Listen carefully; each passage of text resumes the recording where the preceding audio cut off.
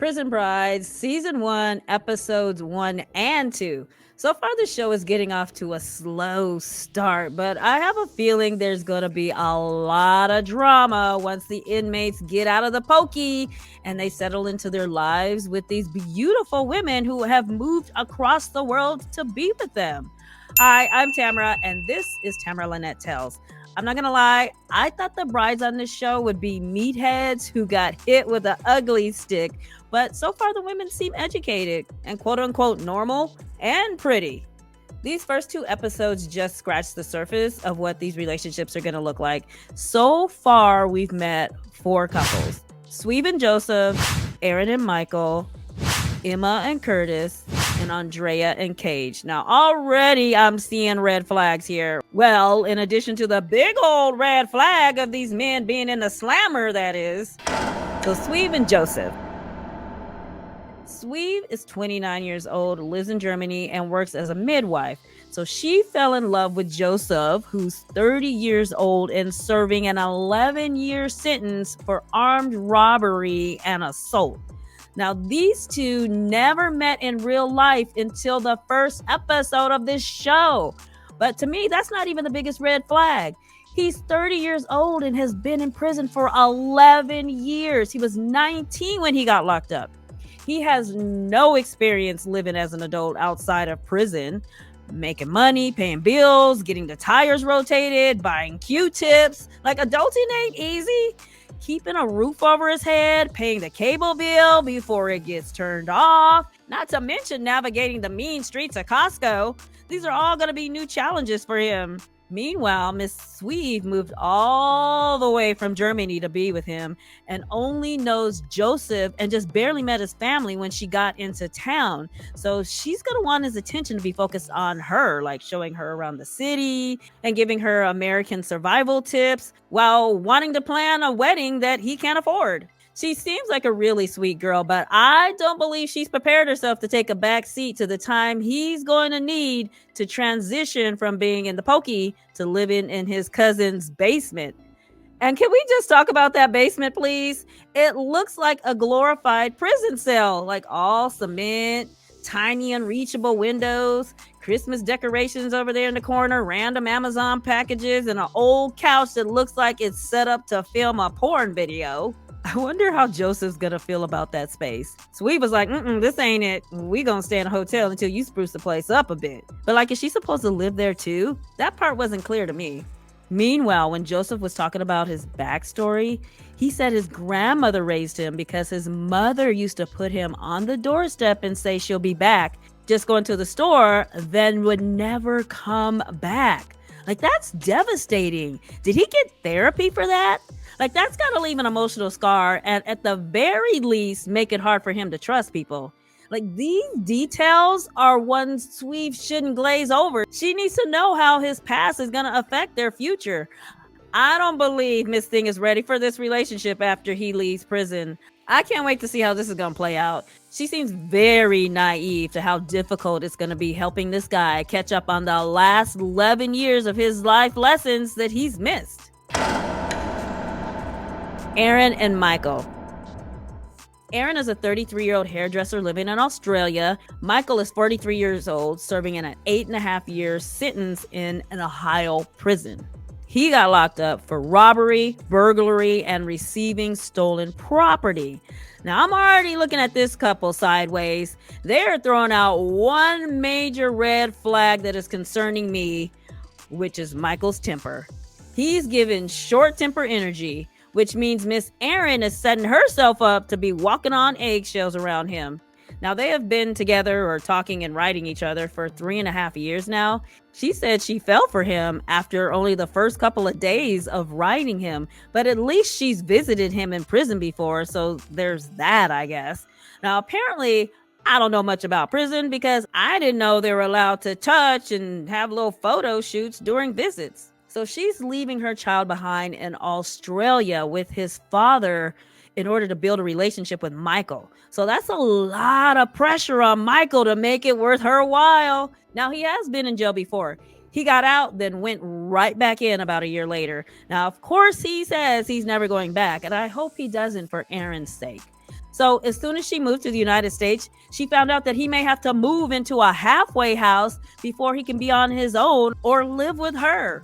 Now, from what we were shown, he wasn't very empathetic towards her about the fact that she had just left her kid, all of her friends and family behind, flew 97 hours in the middle seat and coach to be with him, only to find out that he might not be able to be with her and have to live in a lighter version of a prison. So he's got this big old attitude about it, and even told her not to come to the prison tomorrow if she hangs up the phone. Like she's upset about being alone in a foreign country, and he's saying, stop throwing it in my face.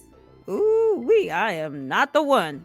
So clearly, this is not their first toxic conversation rodeo. I don't know why she thinks this bad attitude is okay, but his temper is becoming a third person in their relationship. So anyway, the next day he called when she was on her way to the prison to pick him up to say that they came and got everybody but him. His paperwork didn't go through, so he might not get released. So she's trying to be all positive, and he was giving a major attitude. I don't know anything else. I just told you what I know. I gotta go. He wouldn't even let her speak. Then he hung up on her. Erin, this is not okay. These are bright red flags being thrown at your forehead, boo-boo. So apparently everything was worked out, and she finally made it to the prison, and Michael's brother was waiting there too. And they stood at the end of the parking lot and waited for him to walk what seemed like a half a mile to get to their car. Like he was already out of the prison walls. Like, why couldn't they walk and meet him halfway? Or better yet, park closer to the prison so no one would have to do the March of Dimes to get to the car. Clearly, producers made them park in Nevada to create a dramatic buildup of them finally being able to hug. So while he was walking out of the prison, he was super emotional. To the confessional cam, he said that he was all verklempt because his mom wasn't there. So she passed away while he was in prison, and he didn't get to see her, so he felt really guilty about it. Now, he told Erin and his brother that this is why he was crying.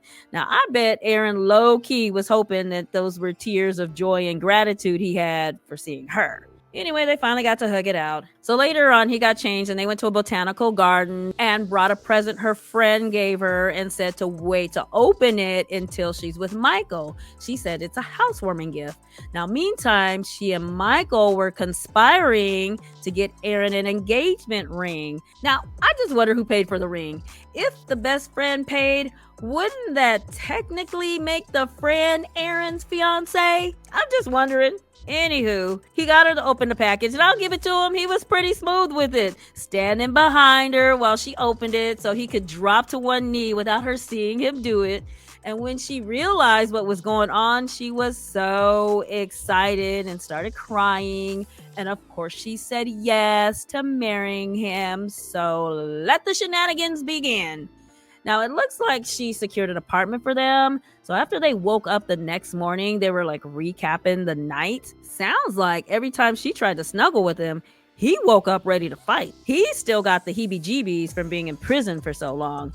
Someone tap you in the middle of the night in prison, it's on and popping. Well, at least that's what I've heard. Now, I'm really concerned for Miss Erin. I think she's ignoring too many warning signs. I have a feeling that Michael is going to be a handful, to say the least. Emma and Curtis. Emma is 32 years old from London, and she's a postal lady. Not sure if that means she delivers a mail or works at the post office. Anyway, the love of her life is Curtis, who's 33 years old, living in a St. Louis jail for carjacking and possession of a firearm. He got slapped with 7 years. Now, Emma said that he carjacked one of his own family members, and she's in regular communication with that person. Now, talking about needing more information, I want to hear that story. He carjacked a family member by pointing a gun at him or her? I mean, what was so urgent that he couldn't take a bus, Uber, or Lyft? Inquiring minds want to know. Now, they've been dating, if that's what you want to call it, for 2.5 years. He proposed after 6.5 months. Now, we didn't get to see him on camera, so I'm guessing he must not have gotten released from the pokey in time to film these episodes. This couple wasn't even included in the second episode. Anyway, Emma told her mom that the carjacking with the firearm isn't that scary because everyone in America has a gun. Who told you that, boo-boo? This isn't the Wild West over here. We're not riding up to the corner market on horses with gun holsters on our thighs, especially over here in California. I can't carry a gun and my avocado toast at the same time. I'm not trying to drop my toast. Psh, kidding me? Anyway, they want to get married while he's in prison so she can get a spousal visa. Girl, don't do it. Don't marry him until he gets out of the slammer. This man is going to change once he's released. Take your time, sister. Take your time. So Emma presents herself as being kind of a rebel and someone who takes big risks. Not sure if she wants to marry him to be rebellious or if she really thinks they have a shot at a thriving future together. Andreea and Cage. So in the second episode, they introduced this couple. The fact that the man's name is Cage is not lost on me. You can't write that irony. A man living in a cage is named Cage? Come on now. Anyway, Andreea is 25 years old and lives in London. She's from Romania. And Cage is 2 years older at 27 and got locked up in Texas for aggravated robbery and got hit with a 50-year sentence. 50 years. Talk about a person who has nothing else to do with his life other than charm women for the next 50 years. So they also plan to get married while he's locked up. Marrying a man with a 50-year sentence makes no sense to me. Now, obviously, her parents don't understand it either. Her dad cried a few times during this episode. Like when Cage called while they were all at dinner, Cage said, "I can't wait for you to be mine forever." Child, the waterworks were coming from Dad's eyes. I'm not even mad at him. I'm sure he had big dreams for who his little girl would marry, along with the life they would build together. And I suspect his dream didn't include her putting money on the books for a man living in the pokey. When the officiant called to tell her that the state of Texas locked down all the facilities due to violence and contraband, so the wedding was canceled, her parents were given upset faces, but I'm sure they were dancing on the inside. The girl is only 25 years old. I actually think it's selfish of Cage to ask her to be committed to him through marriage. He knows he can't be a real husband to her. She's going to spend the better part of her years tied down to a man who can't do anything for her but call collect. But she seems super excited to marry him, even had a little bachelorette party and everything. That was before she found out the wedding was canceled, of course. All of these women are planning to pack their bags and travel to the United States to claim their inmate fiancés. I think this show has potential to be really crazy, like in a good and exciting way. I feel like this might be Lifetime's version of Love After Lockup. Now, the show is getting off to a slow start, but I'm excited to see where it ends. So what do you think so far? Let me know in the comments. In the meantime, thanks for hanging out with me, and I'll see you in my next video.